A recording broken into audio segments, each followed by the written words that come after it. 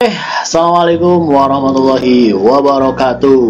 Iya, selamat pagi ataupun menjelang siang buat kelas 11 IPA, IPS dan kelas 11 agama. Teman-teman di sini kemarin saya sudah memberikan intermezzo tentang salah satu lagu wajib nasional dan mungkin teman-teman kelas 11 kebanyakan belum pada tahu. Pada akhirnya dengan menghafal hanya 1-2 hari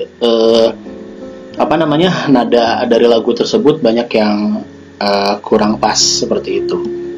Tapi di sini saya akan sedikit dulu menjelaskan mengenai apa itu musik dan apa itu sejarah dari musik. Dari mulai dahulu sampai sekarang musik ini sudah dikenal dengan musik-musik yang sangat modern dan sudah disatukan dengan yang namanya teknologi. Langsung saja berbicara tentang musik. Dasar dari musik itu apa sih? Kalau misalkan teman-teman tahu soal nada, notasi dan yang lainnya, tetapi musik itu sebenarnya dasarnya adalah bunyi. Jadi sesuatu dapat dikatakan sebagai musik apabila mempunyai sebuah bunyi. Ya, ternyata teori-teori tersebut, teori dahulu itu bisa dibuktikan sampai sekarang. Ya, bahkan sekarang cuman hanya bunyi galon saja, dengan deg galon itu bisa menjadi musik, atau dengan bunyi kebisingan knalpot itu sudah bisa menjadi sebuah musik, karena musik sudah disatukan dengan yang namanya IT ataupun teknologi. Seperti itu. Tapi berbicara musik zaman dulu, sejarah peradaban musik itu sebenarnya dimulai dari sebuah sejarah peradaban Islam. Jadi mungkin ada ilmu-ilmu lain yang bilang bahwa ilmu fisika, ilmu kimia yang seperti itu dan yang lainnya itu berdasarkan dari Yunani lah, apalah dan yang lainnya, dan sebenarnya tidak ya. Kalau kita mau menjabarkan bahwa teori musik pun awalnya dari peradaban Islam.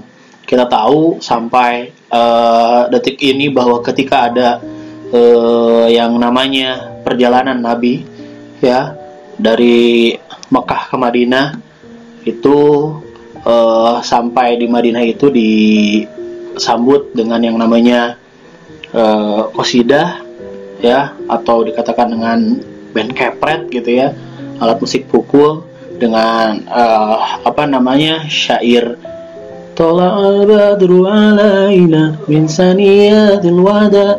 Itu bisa dikatakan awal mula musik semakin digemari oleh orang-orang di zaman dahulu tersebut. Walaupun memang sebelumnya sudah ada hal-hal yang lain yang memang bisa dikatakan dengan teori musik, karena sekali lagi teori musik itu adalah sebuah bunyi. Seperti itu. Lanjut ke peradaban-peradaban ketika memang musik itu sudah dikuasai oleh orang-orang di luar Muslim atau di luar Islam.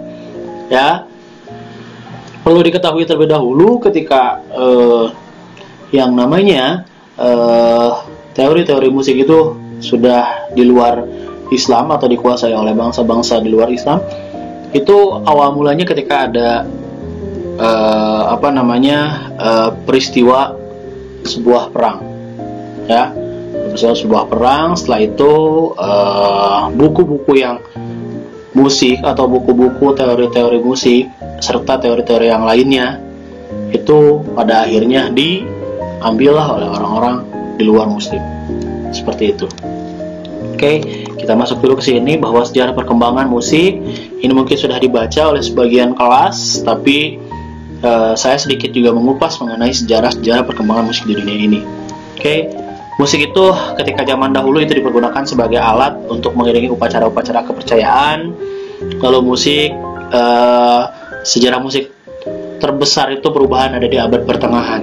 Seperti itu. Kenapa? Karena terjadinya perubahan dengan keadaan dunia yang semakin meningkat. Musik tidak hanya dipergunakan untuk keperluan agama saja, tetapi digunakan juga untuk keperluan urusan duniawi. Kenapa sih bahwasanya musik itu dulu itu digunakan sebagai untuk mengiringi upacara-upacara kepercayaan? Karena kita bisa lihat di zaman sekarang ini orang-orang Kristen ya, orang-orang di luar Islam itu masih menggunakan yang namanya musik itu sebagai alat untuk mendekatkan mereka terhadap Tuhannya, seperti itu. Ya, itu untuk orang-orang di luar Muslim. Mungkin tidak hanya orang-orang rekan kita di Kristen saja, tetapi rekan-rekan kita di agama lain ataupun yang menganut kepercayaan lain juga itu sama. Hal tersebut bisa dijadikan sebagai suatu cara mereka mendekatkan diri kepada Tuhannya, seperti itu. Oke, di sini dijelaskan ada 6 zaman. Ya, yang pertama itu abad pertengahan. Ya, abad pertengahan itu ada langsung ciri-cirinya. Ya, ada langsung ciri-cirinya. Ciri-cirinya itu adanya perbaikan tulisan musik dan dasar-dasar teori musik yang dikembangkan oleh Guido di Arezzo. Seperti itu ya. Jadi awalnya memang dulu itu tidak mengenal musik-musik yang sekarang sudah ada jazz, musik-musik yang sekarang sudah ada blues, ya bahkan apalagi dangdut gitu kan. Dangdut itu tidak ada zaman dulu itu. Nah, makanya seorang Guido di Arezzo itu membuat sebuah teori-teori musik yang memang lebih berkembang.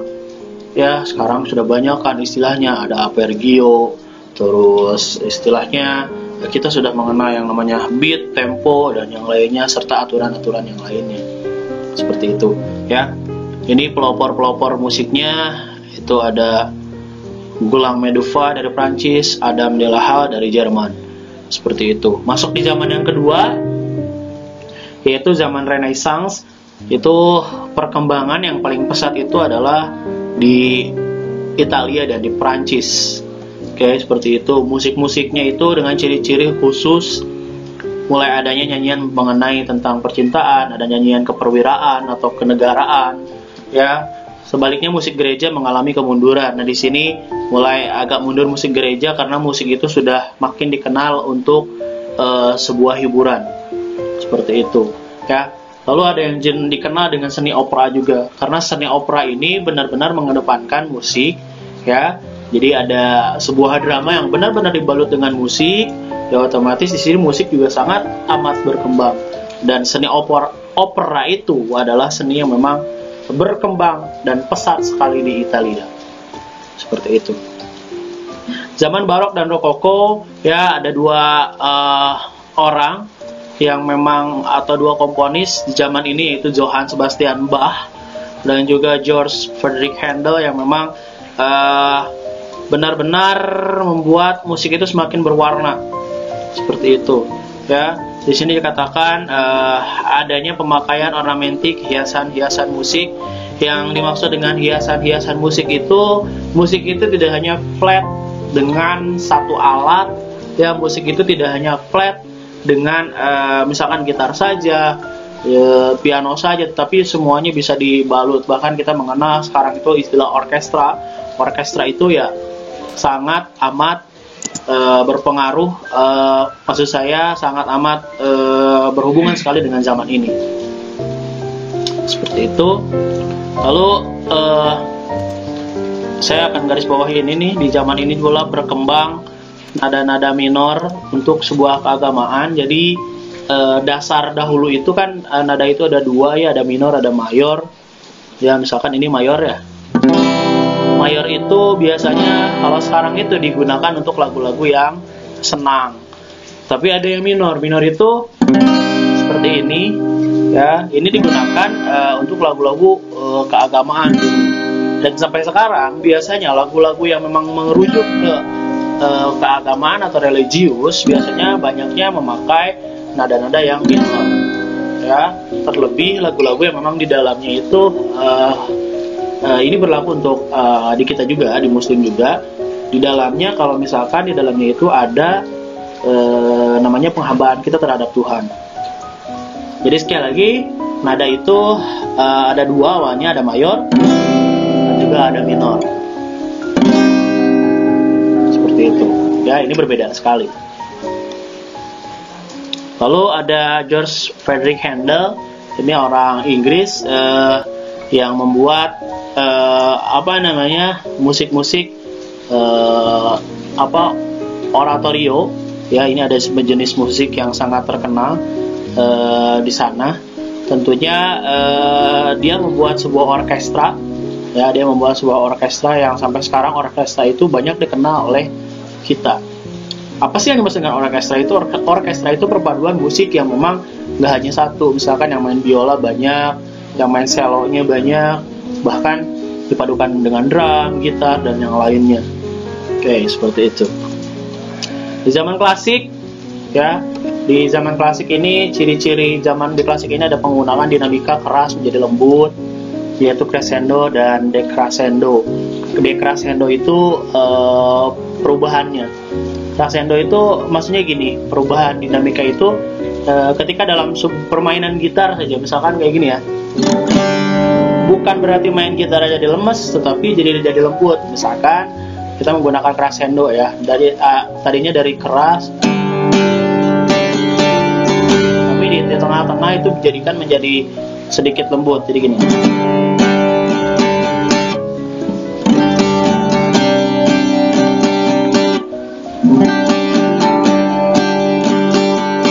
Itu dari keras menjadi lembut. Atau dalam sebuah lagu, misalkan lagu Indonesia Raya ya, saya contohkan saja kalau lagu Indonesia Raya, ketika pada bait hiduplah tanahku, hiduplah negeriku, itu menggunakan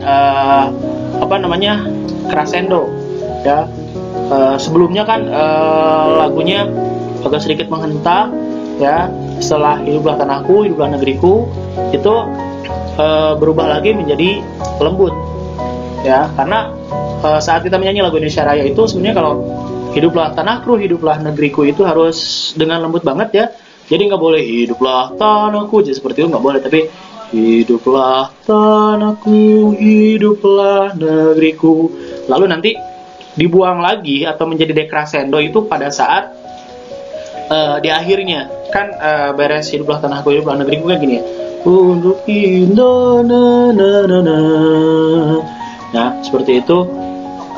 Setelah itu baru kita naik lagi kan, Indonesia Raya merdeka merdeka. Nah disitu baru dibuang.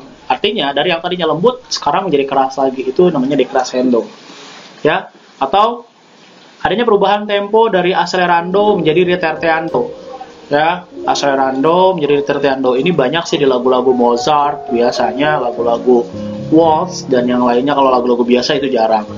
Seperti itu. Lalu penggunaan akord itu sudah 3 nada. Contoh misalkan nada dari C ya, Do Mi Sol. Itu kalau dulu ada nadanya cuma 1 nada atau 2 nada seperti itu.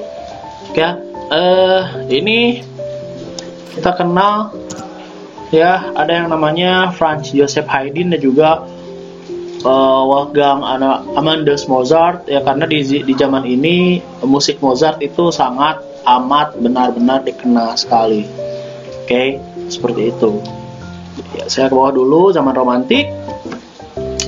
Ini ada yang saya garis di blog, ada Ludwig van Beethoven dari Jerman, ada Franz Peter Schubert dari Wiener, ada Johann Brahms dari Hamburg, Jerman. Karena di zaman romantik ini pertama kalinya musik benar-benar semakin berkembang, tidak kaku, bahkan musik itu dipakai untuk pengungkapan perasaan yang menjadikan musik ini benar-benar banyak dinikmati oleh masyarakat, mulai dari masyarakat menengah, mulai dari masyarakat bawah, dan juga masyarakat kerajaan, tentunya juga dengan masyarakat pemerintahan seperti itu. Jadi musik itu merata, semua orang bisa menikmatinya seperti itu ya. Oke, dan yang terakhir adalah zaman modern. Bahwa pada zaman modern ini musik dari mulai tahun 1900-an sampai sekarang sudah dipadukan sekali dengan teknologi ya. Musik itu benar-benar untuk hiburan seperti itu. Bahkan musik itu tidak hanya untuk kaum atau orang-orang tertentu saja ya, tetapi kita bisa menikmatinya dari mulai anak kecil sampai orang-orang tua seperti itu. Nah, sekarang saya akan membahas sedikit tugas yang saya berikan kepada teman-teman kelas 11, bahwa kemarin itu tugas lagu Padamu Pahlawan atau lagu wajib nasional pada Mu Pahlawan itu banyak sekali dari teman-teman yang salah ambil nada dasar. Kenapa saya menganjurkan teman-teman boleh memakai instrumen musik ataupun boleh suara saja, ya, karena saya pikir dengan suara saja itu tidak akan kita mengikuti musik, karena musik yang ada di YouTube atau musik yang ada di platform manapun itu akan berbeda dengan karakter suara dari teman-teman masing-masing, kecuali mungkin teman-teman sudah peka yang namanya nada. Jadi dalam musik itu ada yang namanya nada dasar. Nada dasar itu harus kita tentukan terlebih dahulu. Nada dasar nanti hubungannya dengan tingkat sampai mana ya suara kita bisa sampai. Jadi kalau misalkan teman-teman ngerasa suaranya rendah, ya ngerasa suara rendah, jangan nyanyi-nyanyi tinggi seperti itu. Ya karena orang nggak bisa nyanyi tinggi bukan berarti suaranya jelek, bukan. Tapi di mana kita mengambil sebuah nada, karena dalam musik itu ada yang namanya nada dasar. Contoh misalkan kayak gini, ya, saya misalkan pasnya segini, dengarlah dengar nyanyian gembira bagimu pahlawan kusuma bangsa, seperti itu. Nah, kalau saya kuatnya cukup seperti itu, jangan ngambil yang paling tinggi. Misalkan ngambil dengan nada seperti ini. Dengarlah, dengar, itu akan kecekik nanti seperti itu. Begitupun teman-teman, ada beberapa dari teman-teman yang salah ngambil musik di mana, suara di mana. Itu bisa dikatakan dengan false, tetapi itu bisa bisa kita atasin dengan cara kita tahu sampai mana kemampuan ketinggian suara kita. Seperti itu. Nah, sebenarnya ini enaknya sih kita bertemu langsung untuk membahas yang seperti ini. Kenapa saya membalikan materi fotografi dan musik? Ya, kirain saya di semester kedua ini musik juga kita bisa bertemu, karena belajar musik itu harus benar-benar ketemu. Kalau misalkan seperti ini kurang enak gitu ya, seperti itu. Lalu yang kedua, kesalahannya teman-teman banyak yang ngambil suara dua bukan suara satu. Misalkan kayak gini, dengarlah dengar nyanyian gembira bagimu pahlawan. Banyak kan yang seperti itu ngambil suara dua, karena teman-teman mungkin mempelajari di YouTube-nya itu bukan asli dari suara lagunya, artinya bukan asli notasi suara satunya ya, karena kalau suara satu ya seperti itu, dengarlah dengar nyanyian gembira bagimu pahlawan kusuma bangsa. Refrennya, dengar derang langkah pahlawan menuju medan perang, memanggil kebenaran ikut bela bangsa. Seperti itu. Tapi kebanyakan yang ngambil suara dua terus juga terkecoh dengan nada-nadanya seperti itu ya. Karena itu hanya intermezzo saja, tapi juga saya masukin tabungan nilai. Buat teman-teman yang sudah ngirim itu nilainya pasti 78 ke atas seperti itu. Terima kasih buat yang sudah ngirim. Yang belum ngirim ya bolehlah dikirim lagi, tapi gak tahu nanti nilainya akan seperti apa, seperti itu. Oke, hari ini terima kasih terlebih dahulu. Tidak ada tugas untuk hari ini, tapi nanti ke depan akan ada beberapa praktek lagi, praktek nyanyi, praktek yang bisa alat musik, terus membuat sebuah lagu dan yang lainnya. Ya, terima kasih. Kurang lebihnya mohon maaf. Kalau ada pertanyaan silahkan tanyakan langsung di WA saja. Oke, terima kasih. Sukses selalu, sehat selalu. Semoga kita bisa cepat bertemu. Assalamualaikum warahmatullahi wabarakatuh.